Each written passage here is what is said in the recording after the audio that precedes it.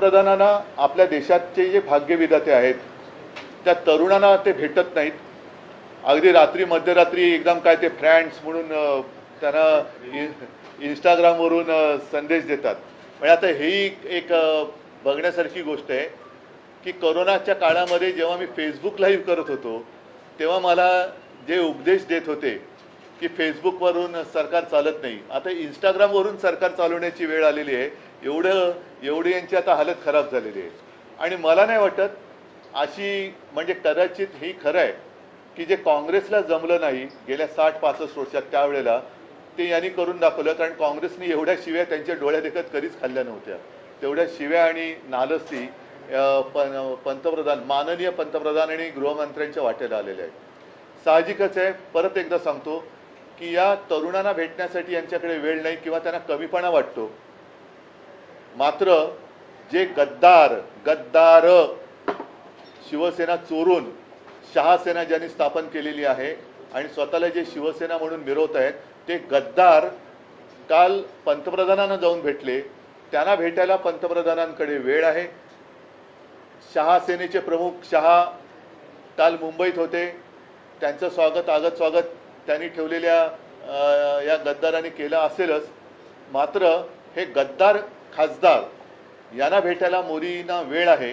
मोदी त्यांना नुसते भेटलेच नाही तर मोदींनी जे काय त्यांना सांगितलं की जसं आपण म्हणतो की स्वामी समर्थांना आपण एक त्यांच्या चरणी लीन होतो, याचं कारण का की संकटाच्या वेळेला आपल्या पाठी कोणीतरी आहे. म्हणून स्वामी समर्थांचं जे वाक्य आहे की भिवू नकोस, मी आहे तुझ्या पाठीशी, तसं आता मोदी नवीन स्वामी झालेत की काय. म्हणजे देशात तरुणाई तर त्यांना यथेच्छ त्यांची निंदा नालस्ती करते, पण मोदी महाशय या गद्दारांना सांगतायत की भिवू नकोस, मी तुमच्या पाठीशी आहे. म्हणजे हे एक म्हणजे फार विचित्र आहे. आणि आता या गद्दारांना चिंता कसली आहे, कारण वॉशिंग मशीनमध्ये गेलेत, यांना आता यांच्यावरचे डाग तर धुतले गेलेत, मात्र गद्दारीचा डाग हा धुतला जात नाहीये. तो डाग धुणारं वॉशिंग मशीन अजून भाजपकडे आलेलं नाहीये. हे बाकीच्यांकडे फोटो आलेले आहेत. काल त्यांची भेट झाली. परत एकदा सांगतो की देशातले तरुण तिकडे त्यांच्या न्याय हक्कासाठी आंदोलन करताना त्यांच्यावरती लाट्या काठ्या गोळ्या चालवतात. त्यांना तुम्हाला भेटता येत नाही आणि बेशरमपणाने गद्दारांना नुसते भेटत नाही तर मी तुमच्या पाठीशी आहे हे सांगतायत. तर हे वाक्य त्यांनी तरुणांना सांगायला पाहिजे होतं की कशाला तुम्ही घाबरताय, मी तुमच्या पाठीशी आहे, काही काळजी करू नका, मी देशाचा पंतप्रधान आहे, मी तुमचा मोठा भाऊ म्हणा किंवा आजोबा म्हणा काय असेल ते किंवा फ्रेंड्स म्हणा आहे, तो तुम्ही भिवू नका, मी तुमच्या पाठीशी आहे. आता हे जे काय वाक्य आहे हे वाक्य त्यांनी कशासाठी उद्गारलं बरं. ही जर का बंद दाराआडची चर्चा असेल तर बंद दाराआडच्या चर्चेतलं नेमकं हे वाक्य बाहेर आणण्याचं कारण काय, की कोणावरती ही कोणाला तुम्ही संदेश देताय. आता ही जी आहे नवभारतमध्ये सुको म्हणजे सुप्रीम कोर्ट की सुनवाई से टेंशन में शिंदे म्हणून तुम्ही भेटलात का यांना. कारण आता आमचा हा पक्ष पुन्हा 6 खासदार फोडून सुद्धा महिना तर झालेला आहे ना. आणि लोकसभा अध्यक्षाने अगदी अपेक्षेप्रमाणे निर्णय दिलेला आहे. पुन्हा कोर्टबाजी वगैरे सुरू होईल, पण कोर्टात सुनावणी सुरू असताना हे गद्दार त्यांना जाऊन भेटण्याचं कारण काय. आणि परत आता हे पण म्हणून मी या पेपर सकट आणले, चिंता करू नका, मी तुमच्या पाठीशी. म्हणजे हा संदेश ते कोणाला देत आहेत, कोर्टाला धमकावणी देत आहेत का, धमकावत आहेत का हे की मी आहे यांच्या पाठीशी, का अमित शहाना देत आहेत. कारण मागे असं होतं की हे मिंदे जायचे तेव्हा ते त्यांच्या शहासेनेच्या प्रमुखाला भेटायचे. आता शहासेनेच्या प्रमुखाला ते भेटायची त्यांना गरज नाही, कारण त्यांचा आता बहुतेक बॉस बदललाय. आता ते थेट मोदींना भेटतात. आणि विशेष म्हणजे शहा इकडे असताना ते मोदींना भेटत आहेत. म्हणजे मग हा जो काय भिवू नको मी तुझ्या पाठीशी आहे ही धमकी वजा संदेश सुप्रीम कोर्टाला मोदींनी दिलाय, अमित शहाने दिलेला आहे, देवेंद्र फडणवीसांना दिलेला आहे की प्रशासनाला दिलेला आहे, नक्की कोणाला दिलेला आहे. आणि माझं मत आहे, अनिल देसाई इकडे बसलेत, अनिल ही सगळी कात्रणं माननीय सुप्रीम कोर्टाकडे सुद्धा सादर करा की हे असं वातावरण निर्माण केलं जाते.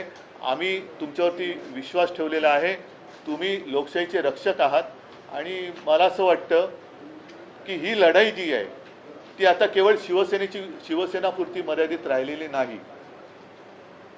आता हा जो काही गद्दारीचा व्हायरस आहे, हा व्हायरस संपूर्ण देशात पसरलेला आहे आणि कदाचित मोदींनी हा संदेश इतर पक्षातल्या होऊ शकणाऱ्या गद्दारांना पण दिलाय का, की तुम्ही काळजी करू नका, गद्दारी करा, आमच्याकडे या, मी तुमच्या पाठीशी आहे, बघूया तुमचा आपका बाल भी नहीं बाका होगा, मैं देखता हूं.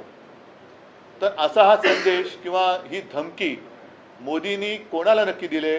सुप्रीम कोर्टाला दिले, अमित शहानं दिले, देवेंद्रनं दिले, प्रशासनाने दिले का हा संदेश इतर पक्षातल्या गद्दार होऊ शकणाऱ्या खासदारांना दिले की तुम्ही गद्दारी करा, मी तुमच्या पाठीशी आहे? तर याचा खुलासा झाला पाहिजे.